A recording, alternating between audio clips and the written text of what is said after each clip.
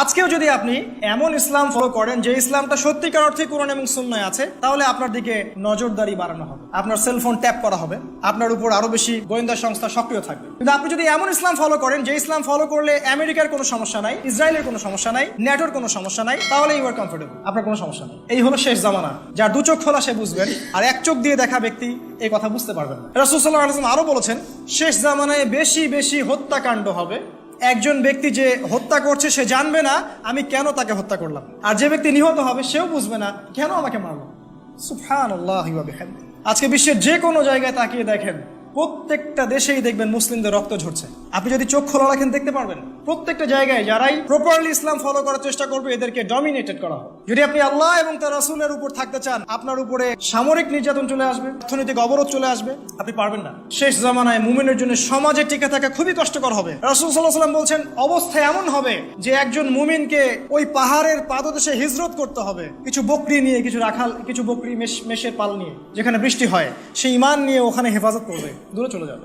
সমাজে টিকে থাকা সম্ভব হবে না। যারা টিকে থাকতে চাবে তাদেরকে সার্বিকভাবে তারা আক্রমণ করবে, টিকতে পারবেন না। তাহলে আমি কিসের পিছনে ছুটলাম?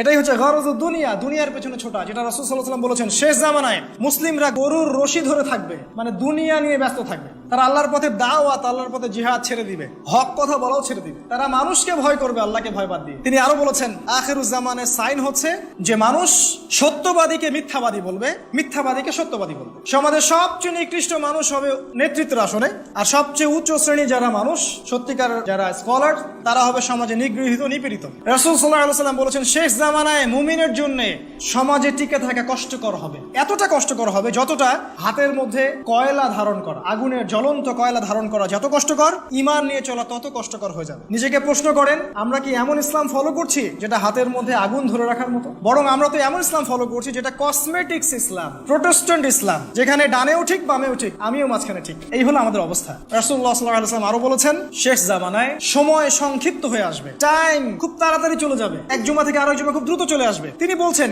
এক বছর চলে যাবে একটা মাসের মতো, একটা মাস চলে যাবে একটা সপ্তাহের মতো, একটা সপ্তাহ চলে যাবে একটা দিনের মতো, আর একটা দিন চলে যাবে একটা ঘন্টার মতো। কিভাবে টাইম শর্ট হয়ে যাবে? যত বেশি ভূমিকম্প হবে তত বেশি টাইম শর্ট হয়ে যাবে। আর আমরা এই যে চাঁদের ক্যালেন্ডার বাদ দিয়ে পশ্চিমা ক্যালেন্ডার গ্রহণ করেছি, সময়কে আমরা কমিয়ে নিয়ে আসছি। আরো কিভাবে সময় শর্ট হবে? এই যে আজকে দিনকে রাত করা হয়েছে, রাতকে দিন করা হয়েছে। ছেলেরা ঘুমাতে যায় রাত 3টায়, ওঠে 10টা, 11টা, 12টায়, ওদের জন্য দিন হচ্ছে 6 ঘন্টা। আর আজকে থেকে আমাদের বাপদাদারা যারা ছিলেন তারা সেই ভোর 4টায় উঠতেন এবং রাতের বেলা তাড়াতাড়ি ঘুমাতেন। তাদের কাছে দিনটা অনেক লম্বা ছিল, তারা অনেক কাজ করতে পারতেন, তাই না? এভাবে আমরা দিনকে শর্ট করে নিয়ে আসছি, সময় সংক্ষিপ্ত করে আমরাই নিয়ে আসছি, আর এটাকে বলছি আমরা প্রোগ্রেস, প্রগতি।